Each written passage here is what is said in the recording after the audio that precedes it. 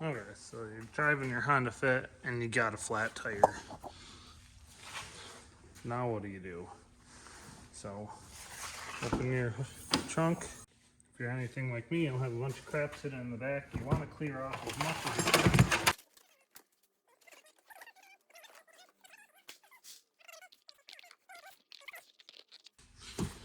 Hopefully yours doesn't look like this. Instead it looks like this. I generally keep a garbage bag back here for the same reason as that mat, is something clean to kneel on, and you can also put stuff into it. So the first step is, did you inflate this tire in the last 15 years that this Fit's been on the road? Luckily for me, I have, but hopefully you're not watching this video from the side of the road and thinking, oh, I don't think I have. I've never checked this in my life. So we're gonna put this up in the side pocket. And then the spare tire will come out. But you're not done back here. Somewhere in here, you'll have a bundle like this. And inside, you'll have this weird hook thing. Kind of has a screwdriver tip.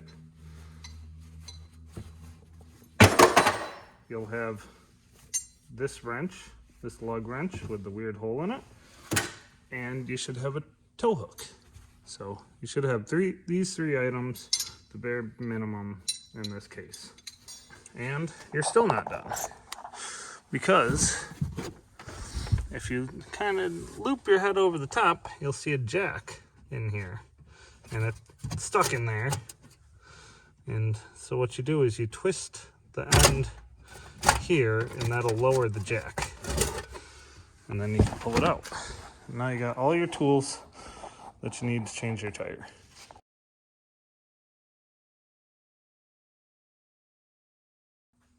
So the next thing you're going to want to do with your flat tire is park your car preferably in somewhere flat and level. This is obviously a garage, but you're going to have flat tire out on the highway or something.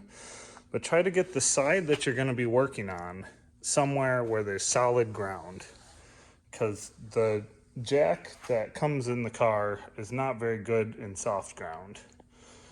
Once you find fairly solid ground, you're going to pull your emergency brake, and that will give you, and put the car in park or in first gear or whatever, and that'll make it so the car is much less likely to roll.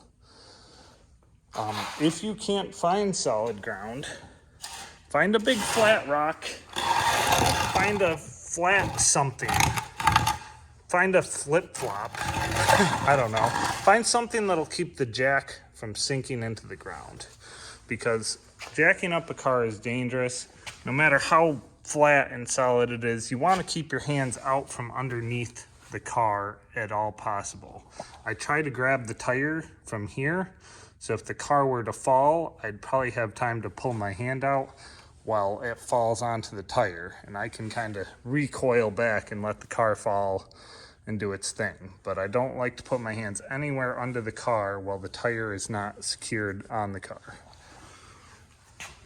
So if your jack is going to be in a sketchy spot, this is my backup of all backup plans. So I just kind of shove that under there, so if the car falls, it falls on that. I can still get my arms and hands out. But that's kind of the backup plan. So at this point, we'll start changing the tire. And the car is not off the ground. I have everything kind of staged. I got the spare right here. I got the jack under there. And this is when you can tell if the spare has air in it. Once you get it on the ground, if you step on it and it feels all squishy, like this tire does, then you're probably in trouble. Before you lift the car off the ground, you're gonna wanna break the lug nuts loose. And these can be on there really tight. So the trick I have is you set the wrench up fairly even with the ground. And then you use your hand and you support yourself on the car so you don't tip over. And then you step on the wrench. And the wrench will suddenly give way. And then it should be easy to loosen those. So that one, you only have to turn them about one turn before you jack the car up. And this is especially true for the front, but if your emergency brake doesn't work, it applies to the rear. The reason you're breaking them loose on the ground is because once you lift the car up, the tires will just spin while you're trying to take the lug nuts off. So we're just gonna loosen all of these, just half a turn, one turn.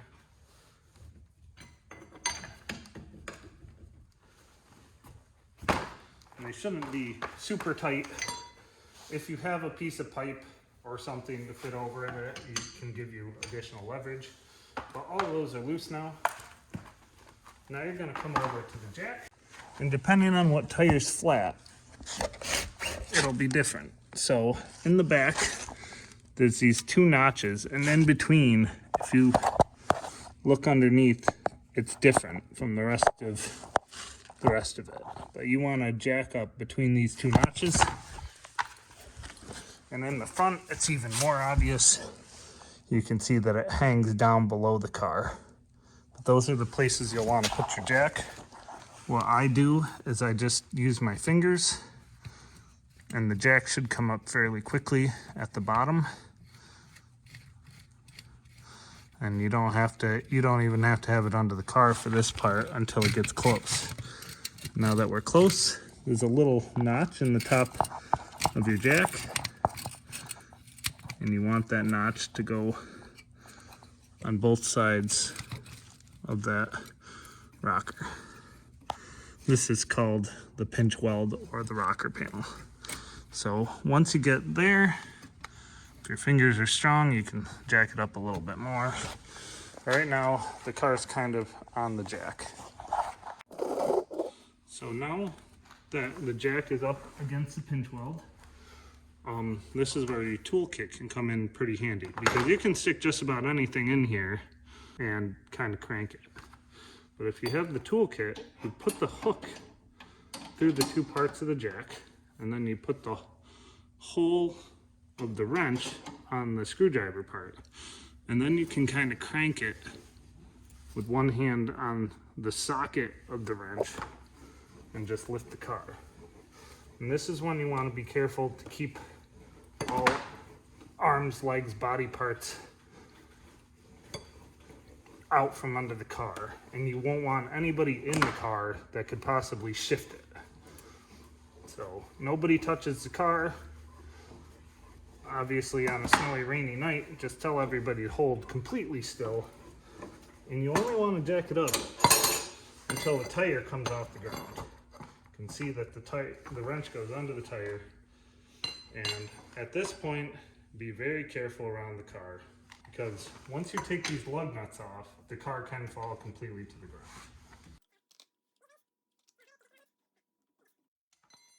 Nice and easy. Try not to lose them in the dark.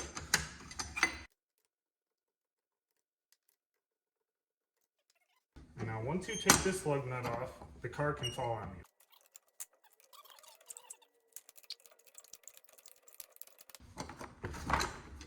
Okay. So the lug nut's loose. Keep everything out from under the car. So take the tire off. And what I recommend is, while the car's in the air, you pull out your spare, and then you take the flat tire and you put it under there for added protection. So now if the car were to fall, you would have that tire under you. So line up your studs.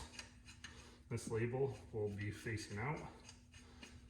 And now you're pretty much safe again once you have one lug nut on.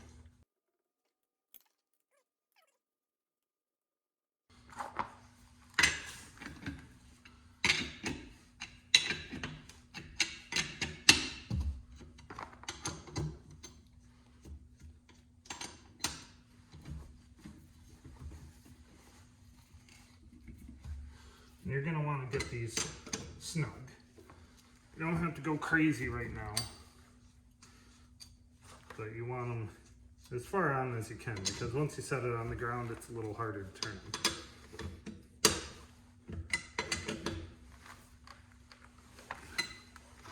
So those are all snug.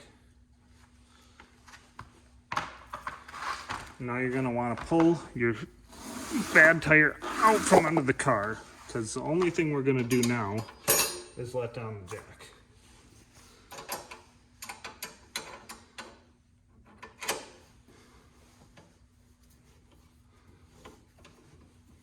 So, same thing as before.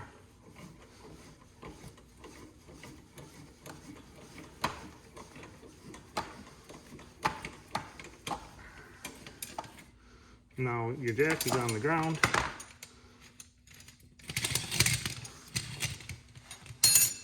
And so at this point, while you're down here, you're going to want to snug these up as much as you can. Don't go absolutely nuts on it because you can break things, but if you weigh less than 150 pounds, you can put quite a bit of your force into it. And if it sounds good at first and then it starts getting noisy back here, go ahead and come back here and check these lug nuts when you drive away. So you can see that this tire is not flat. It's not squished all the way down like the other one. And now you're going to want to load all of your tools into the back of the car. Make sure not to lose any of this stuff for next time. So generally I just kind of throw everything into the back of the trunk until I get this tire repaired or replaced. The other reason for the garbage bag is if you do have a bunch of crap in here, you can bag up this tire and then it won't get everything back here muddy. But that's how you change the spare tire onto your car.